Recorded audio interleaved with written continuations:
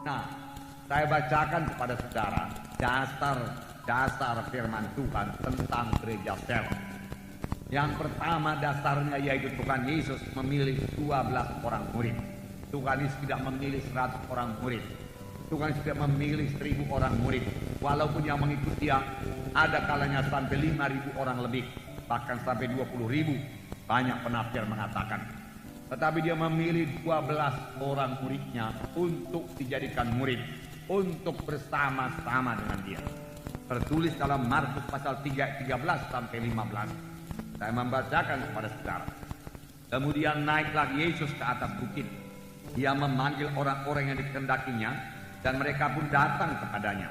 Ia menetapkan 12 orang untuk diutusnya memberitakan Injil dan diberinya kuasa untuk mengusir setan. Puji Tuhan. Tuhan naik ke atas bukit.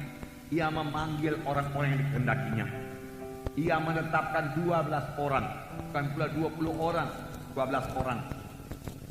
Itulah dia kehendak Tuhan Yesus memuridkan 12 orang. Kalau kita dalam hidup kita ini saja pun sanggup memberikan 12 orang, sehingga mereka semua mengerjakan pekerjaan Tuhan sama seperti murid-murid Yesus, saudara sudah berhasil.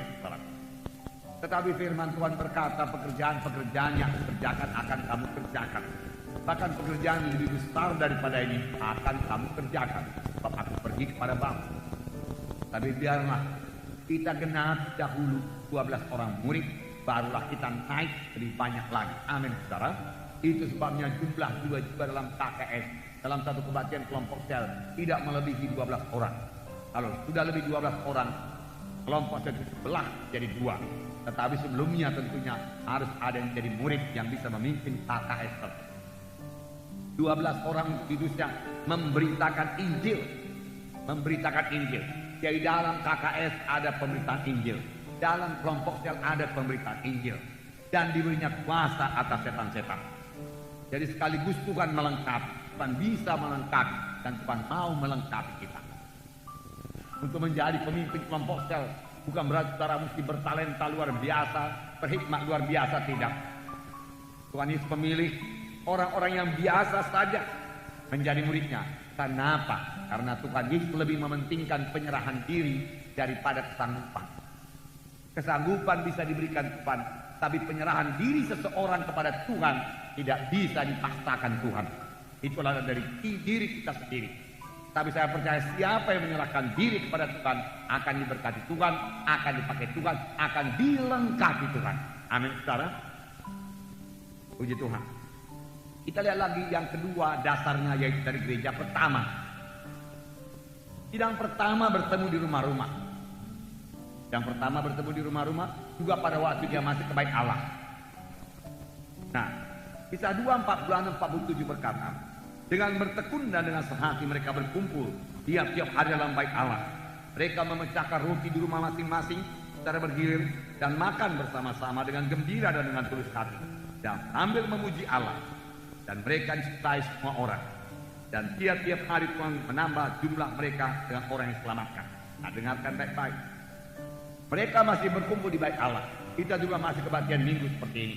Ada kebaktian pemuda-pemudi, ada kebaktian kaum bapak, kaum ibu, dan lain seterusnya, ada 2 sapaan. Tetapi di samping itu mereka juga bertemu di rumah-rumah. Apakah mereka perbuat di rumah-rumah? Ini dikatakan mereka bersama-sama makan dengan gembira. Dengan gembira. Amin, saudara. Dalam KKS harus ada kegembiraan. Harus ada gembira dalam KKS. Kemudian dengan tulus hati sambil memuji Allah. Jadi dalam KKS ada pujian pada Tuhan, ada persekutuan dengan Tuhan, ada kegembiraan, ada sukacita dalam KKS, ada persekutuan satu sama lain dalam KKS.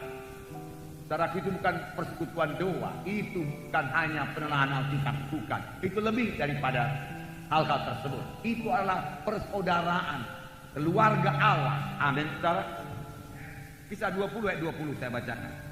Sungguh pun demikian, aku tidak pernah melalaikan apa yang berguna bagi kamu. Ini Paulus berkata, aku tidak melalaikan apa yang berguna bagi kamu. Aku ajarkan semua Semua kuberitakan dan kuajarkan kepada kamu, baik di muka umum maupun dalam perkumpulan di rumah kamu. Dalam perkumpulan di rumah kamu. Jadi sudah cukup banyak ayat saudara menerangkan bahwasanya mereka bertemu di rumah-rumah. Di rumah-rumah. Puji Tuhan. Gereja ini juga dimulai dalam pertemuan di rumah. Saudara. Kemudian berkembang menjadi pertemuan besar di gereja, tetapi kemudian kembali lagi ke rumah-rumah untuk kebaktian kelompok sel. Roma 16 ayat 3 dan 5 berkata, sampaikan salam kepada Priska dan Aquila, teman-teman sekerjaku dalam Kristus Yesus. Salam juga kepada jemaat di rumah mereka. Jadi ada jemaat di rumah Aquila dan Priscilla. Ada jemaat, puji Tuhan, tidak heran Aquila dan Priscilla diberkati Tuhan, karena mereka menampung sidang Tuhan di rumahnya.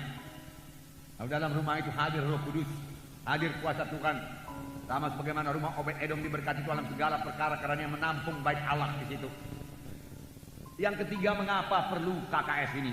Ya, tidak seorang pun mempunyai seluruh karunia-karunia Tuhan. Tuhan mau memberikan karunia-Nya supaya saudara minta, supaya saudara merindu. Saudara bayarlah harganya dengan banyak berdoa, banyak berdoa, banyak berdoa, banyak berdoa. Rindu untuk melayani jiwa-jiwa, rindu untuk memberkati sidang Tuhan. Karena karunia Roh Kudus hanya diberikan untuk mengerti sidang Tuhan, untuk kepentingan bersama, firman Tuhan berkata. Tuhan tidak memberikan karunia-karunia Roh Kudusnya kepada jiwa-jiwa yang tidak bersekutu dengan Tuhan, yang kurang peka kepada Tuhan.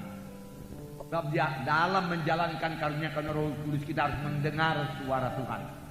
Untuk itu perlu persekutuan dengan Tuhan, perlu persekutuan yang dicapai dengan doa kepada Tuhan, doa kepada Tuhan. Tetapi tidak ada seorang pun punya 9 karunia. Hanya Tuhan Yesus yang punya seluruh karunia-karunia Roh Kudus. Kepada seorang dikaruniakan karunia menyembuhkan, yang lain karunia nubuat, yang lain karunia mengartikan makna nubuat, karunia hikmat, dan seterusnya. Tetapi kalau itu digabung maka itu menjadi lengkap.